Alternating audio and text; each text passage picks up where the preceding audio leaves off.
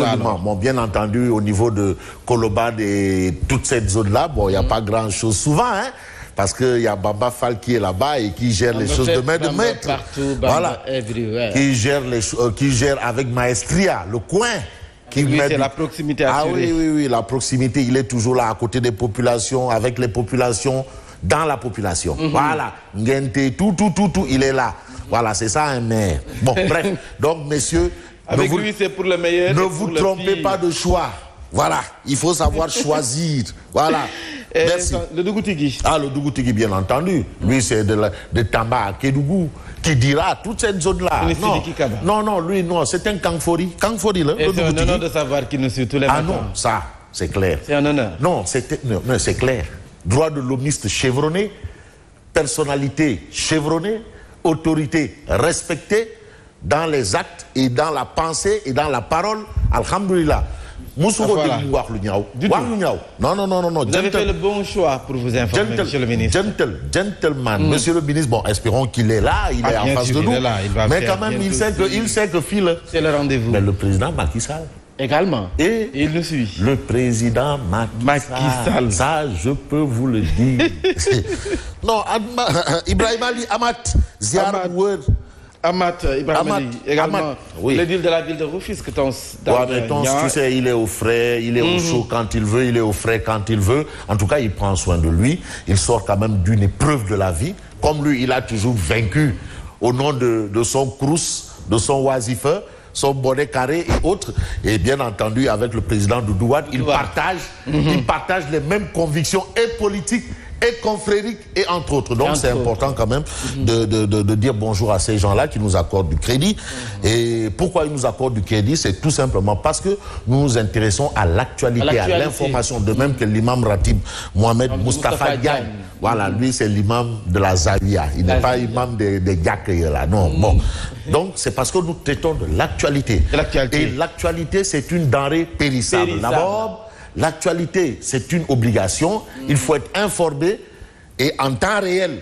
En temps réel, Balo Diakam, bien entendu, Sidia Ndiaye, les Gessemer Goki. Non, il y a deux coalitions.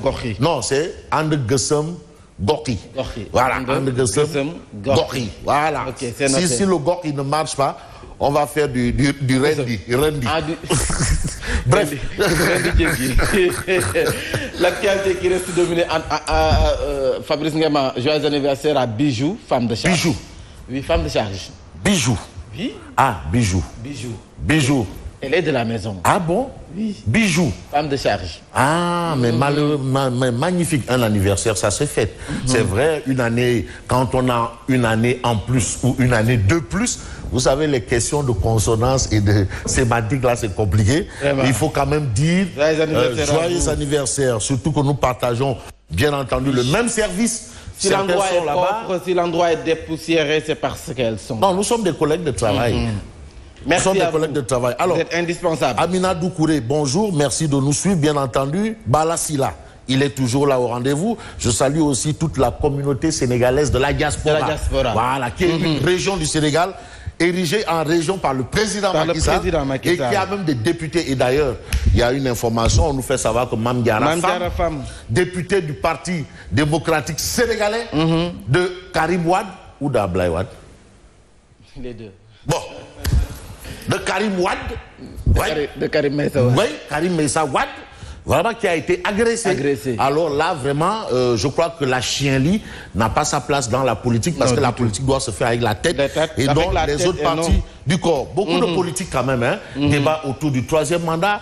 Et on a également les membres de la société civile qui tapent du poing sur la table par rapport aux multiples reports. C'est trop. De l'élection locale. Mais oui, tu as Moundiaï, Aladji Moundiaï Sissé, qui est toujours en première ligne. Tu as Birahim Seck et tu as Amadou Senya. Mon frère Amadou Senya.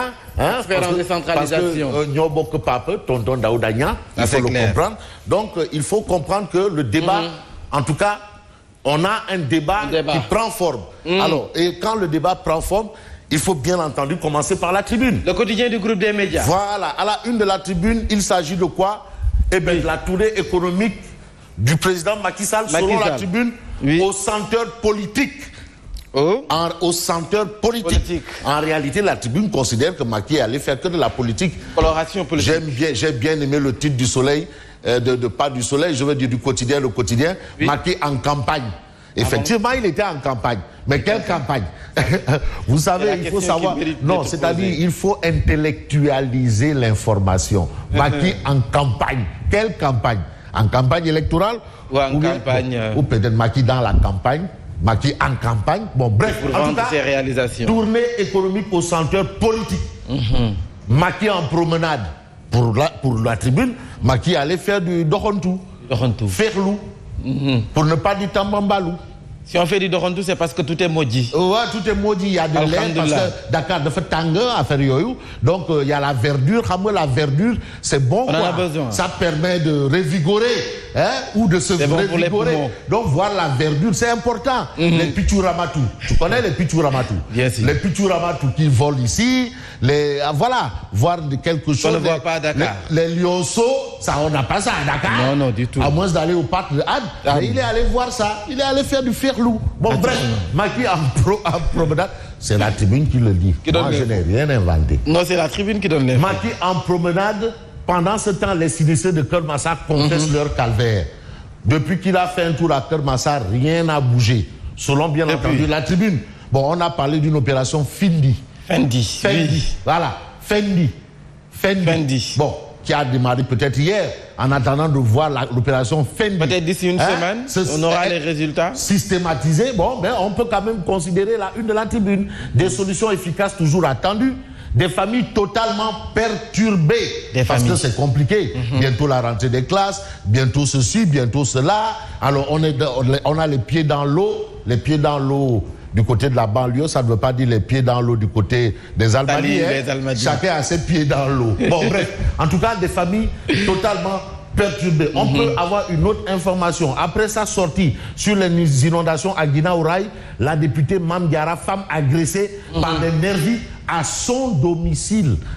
À son domicile.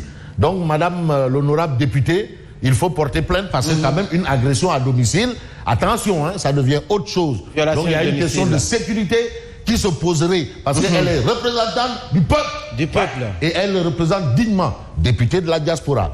Comme, il y a également les salles de spectacle qui reprennent le service. Oui, tout ça là, mais c'est vrai, parce que vraiment ça suffit. Non, mais 6 mois. Mais Mamba, toi au moins tu vas au travail. Toi, au moins, tu as ton dampay. Alhamdulillah, Bougane Gueye Dadi. Alhamdulillah. Tu as ton dampay, tu as ton payor. J'aime bien cette expression de Sidi Ndiaye, payor. Tu as ton payor. Mais il y en a là qui tirent le diable par la queue et il y a des conséquences. Ah oui, certains seront probablement expulsés de leur domicile bientôt. Vous imaginez? Bon, bref. Alors, on peut lire Walf Quotidien. Walf Quotidien, oui. 3e mandat, la mouvance présidentielle tombe le masque. 3e. Tombe le masque. En d'autres termes, Wah. Feigne. Wah. Feigne. Mais Aïmerou Nying, quand même, il faut dire, il a fait que répéter ce que des constitutionnalistes ont dit.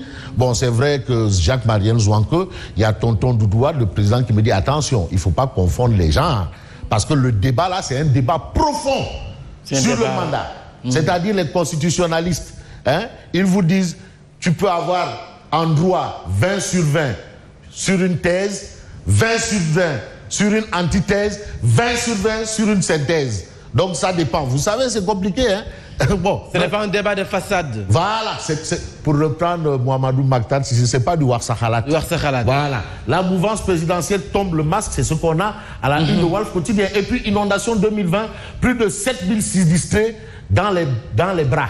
7000 sinistrés. 7000. On en a 7000. Waouh. 7000. C'est du sérieux. Le chiffre est là. Interdiction de sachets plastiques, les vendeurs entament leur reconversion. Ça, c'est une bonne chose parce que les sachets plastiques, quand même, le désastre est énorme. Bon, on a Sud Quotidien. Reprise de l'initiative et occupation du terrain politique. L'opposition sort de sa torpeur, de son Noël. L'opposition sort de son Noël. Bon, en d'autres termes, ça veut dire qu'on aura bientôt un débat politique digne de ce nom. Ne pas laisser la presse ou la société civile prendre la place de l'opposition. C'est pas son rôle. Voilà.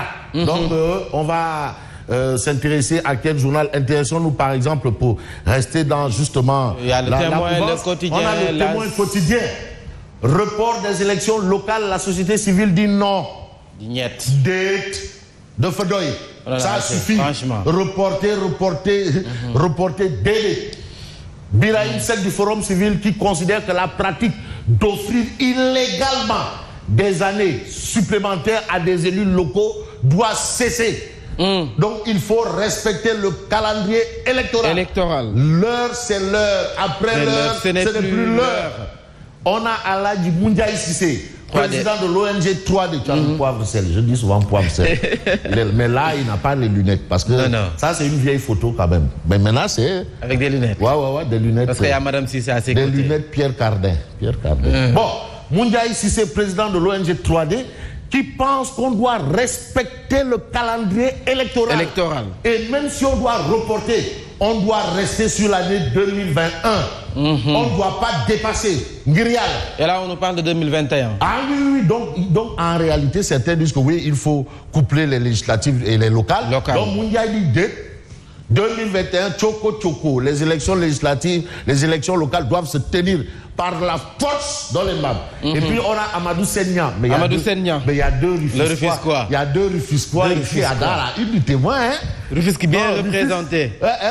C'est Rufisque qui gagne. Bon, Amadou Senya, consultant en décentralisation, qui pense que la tenue des locales à date échue n'a jamais constitué une préoccupation pour l'État. Selon Amadou Senya. Voilà, si on voit depuis peut-être dans les années avant tout, il y a eu combien de reports? Une élection locale apparemment n'a jamais été tenue à date échue. C'est une grosse bizarrerie. Et puis boulimie foncière, l'armée privée de champs de tir à Dakar. L'armée privée de champs de tir. Donc les gens ont tout pris. On a l'As quotidien, financement de la phase 2 du PUDC, plus de 150 milliards acquis. Voilà, le FMI confirme la baisse du PIB à 0,7%. Et puis rassemblement des femmes de la région de Fatick chez mon cousin Matarba, mon cousin Moukuba, Macky séduit par l'initiative des femmes de la localité. Donc les femmes de la localité vraiment se démènent comme de belles diablesses. Et puis on peut le tenir Makhtar Cissé, ministre du pétrole, qui pense que le programme de 50 000 lampadaires solaires allégera la facture de l'État. Il faut 50 000 lampadaires solaires et c'est un programme important. Et aujourd'hui, ça va alléger la facture de l'État. Et c'est important, ça va permettre... Bon, cet argent pourra probablement servir à toute autre chose. Et puis, on a critique. Perspective présidentielle 2024, Macky manœuvre, il consulte. C'est ça qu'on a à la Macky qui manœuvre. Il consulte. Bon, ça c'est dans le cadre de l'ambigolo. Voilà. Et puis, on peut... on peut terminer avec...